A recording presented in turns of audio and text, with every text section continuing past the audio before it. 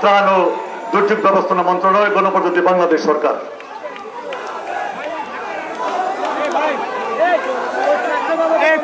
বিসমিল্লাহির রহমানির রহিম। আজকে সভার শ্রদ্ধেয় সভাপতি, উপস্থিত প্রধানমন্ত্রী বাংলাদেশের জনাব তারেক রহমান এবং উপস্থিত অতিথিবৃন্দ, আসসালামু আলাইকুম। আজকে বিশালবাসী ধন্য, কারণ ৪৭ বছর আগে এই দেশের রাষ্ট্রনায়ক যে জায়গায় খাল খনন আরম্ভ করেছিলেন, আজকে তারই সুযোগ্য পুত্র আমাদের দেশনেতা জনাব তারেক রহমান সেই একই জিনিস করতে পারলাম। আমরা ত্রিশালবাসী সেজন্য ধন্য, আনন্দিত। আজকে এই সময় আপনারা সবাই আসছেন, আপনাদেরকে সাদর সম্বোধন জানাই।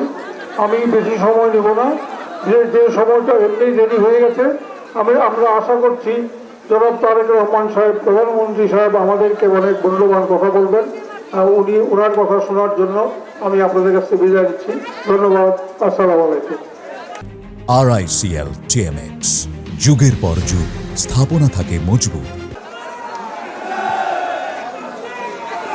বক্তব্য রাখবেন অধ্যক্ষ আসাদুল হক দুলু এমপি, মাননীয় মন্ত্রী, ত্রাণ ও দুর্যোগ ব্যবস্থাপনা মন্ত্রণালয়, গণপ্রজাতন্ত্রী বাংলাদেশ সরকার। বিসমিল্লাহির রহমানির রহিম। আজকের এই ঐতিহাসিক ধারা খাল পুনঃখননে সভাপতি, এই অঞ্চলের নির্বাচিত সংসদ সদস্য মাহবুবুর রহমান লিটন, যাকে ঘিরে আজকের উচ্ছ্বাস আনন্দ, সেই আমাদের প্রিয় নেতা মাননীয় প্রধানমন্ত্রী জনাব তারেক রহমান, মঞ্চে উপবিষ্ট মন্ত্রী পরিষদের সদস্যবৃন্দ, সংসদ সদস্যবৃন্দ, প্রাণপ্রিয় ভাই ও বোনেরা, আসসালামু আলাইকুম। একটু আগে যে অঝরে ঝরছিল আকাশ, আমরা হতাশ হয়ে গিয়েছিলাম। আল্লাহর রহমত যে তারেক রহমানের উপর আছে।